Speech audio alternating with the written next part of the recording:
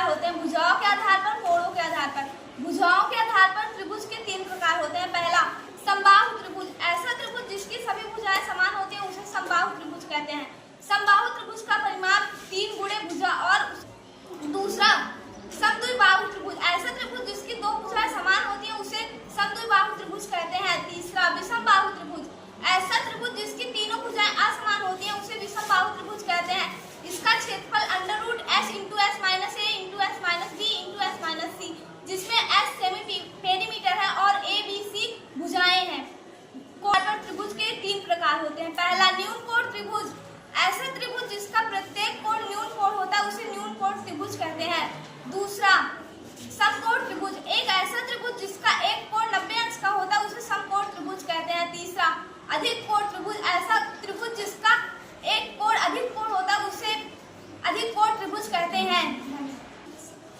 सभी भुजा बराबर होती है, प्रत्येक कोण 90 अंश का होता है, विकर्ण एक दूसरे को 90 अंश पर समद्विभाजित होते हैं, विकर्ण बराबर होते हैं, वर्ग का परिमाप 4 × भुजा, वर्ग का क्षेत्रफल भुजा स्क्वायर, वर्ग का विकर्ण a/√2। आयत की विपरीत भुजाएं बराबर होती हैं। आयत का प्रत्येक कोण 90 अंश का होता है, आयत का विकर्ण बराबर होता है, आयत का परिमाप 2 × l + b होता है, आयत का क्षेत्रफल l × b तथा आयत का विकर्ण √l² + b²। रेडी। समांतर चतुर्भुज एक चतुर्भुज होता है, इसकी विपरीत भुजाएं बराबर होती हैं, इसके विकर्ण एक दूसरे को समद्विभाजित करते हैं, इसका क्षेत्रफल आधार गुणे ऊंचाई होता है। समलंब चतुर्भुज, इसकी 2 विपरीत भुजाएं समांतर होती है तथा 2 भुजाएं असमांतर होती हैं। समलंब चतुर्भुज का क्षेत्रफल 1/2 गुणे समांतर भुजाओं का योग गुणे ऊंचाई होता है। समचतुर्भुज, इनकी चारों भुजाएं बराबर होती हैं, इनके विकर्ण एक दूसरे को समकोण पर समद्विभाजित करते हैं, इनकी विपरीत भुजाएं समांतर होती हैं। समचतुर्भुज के भुजा और विकर्ण में संबंध 4a² = d1² + d2²। समचतुर्भुज का क्षेत्रफल 1/2 × d1 × d2 है। एक निश्चित बिंदु से निश्चित दूरी पर स्थित बिंदुओं के समूह को वृत्त कहते हैं। वृत्त की परिधि 2πr, वृत्त का क्षेत्रफल πr²। वृत्त आती है, वृत्त के मध्य बिंदु को केंद्र कहते हैं। जीवा द्वारा वृत्त का निकाला गया भाग वृत्तखंड कहलाता है।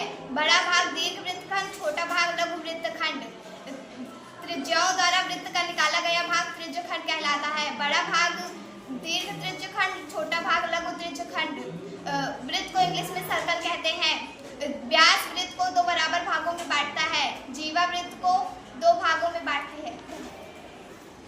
अर्धवृत्त वृत्त का आधा भाग होता है। अर्धवृत्त का माप 180 अंश होता है। अर्धवृत्त में बने कोण की माप 90 अंश होता है। अर्धवृत्त का क्षेत्रफल πr² होता है। अर्धवृत्त की परिधि πr + 2r होता है। अर्धवृत्त एक बंधाकृत है। घन, यह एक त्रिविमीय आकृति है। इसका परिमाप 6a होता है और इसका आयतन a³ होता है और इसका वक्र पृष्ठ क्षेत्रफल 4a² और इसका संपूर्ण पृष्ठ क्षेत्रफल 6a² होता है और इसका विकर्ण √3a होता है। जनाब एक त्रिविमीय आकृति है। इसमें 6 सतह होती है, 12 किनारे और 8 कोने होते हैं। इसकी लंबाई चौड़ाई ऊंचाई असमान होती है। इसका आयतन l × b × h होता है। इसका वक्र पृष्ठ क्षेत्रफल 2 × l + b × h होता है। इसका संपूर्ण पृष्ठ क्षेत्रफल 3 × lb + bh + hn होता है। इसका विकर्ण √l² + b² + h होता है। बेलन का वक्र पृष्ठ क्षेत्रफल 2πr(h), बेलन का संपूर्ण पृष्ठ क्षेत्रफल 2πr (r + h), बेलन का आयतन πr²h, बेलन की ऊंचाई आयतन बटे πr²। शंकु यह एक त्रिविमीय आकृति है। शंकु का आयतन 1/3 πr² होता है। शंकु का वक्र क्षेत्रफल πrl होता है। शंकु का संपूर्ण पृष्ठ क्षेत्रफल πr × l + r होता है। शंकु की त्रिज्या ऊंचाई √r² + h² होता है। गोला एक त्रिविमीय आकृति होती है। गोले पर स्थित सभी बिंदु इसके केंद्र पर स्थित सभी बिंदुओं के बराबर होती है। गोले में कोई शीर्ष या किनारा नहीं होता है। गोले का सबसे अच्छा उदाहरण फुटबॉल या बास्केटबॉल होता है। गोले का आयतन 4/3 πr³ होता है। गोले का कुल क्षेत्रफल 4πr² होता है। अर्धगोले का वक्र पृष्ठ क्षेत्रफल 2πr² होता है। अर्धगोले का संपूर्ण पृष्ठ क्षेत्रफल 3πr² होता है। अर्धगोले का आयतन 2/3 πr³ होता है। खोखला बेलन का आयतन पाई × ब्रैकेट में r² - स्मॉल r² ब्रैकेट बंद इंटू एच। खोखले बेलन का सपोर्ट क्षेत्रफल 2 पाई इंटू ब्रैकेट में R, capital R plus small R, bracket H plus capital R minus small R. खुले गोले का आयतन 4/3 pi capital R cube minus small R cube होता है। अर्धगोला खोखला अर्धगोला का आयतन 2/3 pi into capital R cube minus small R cube होता है।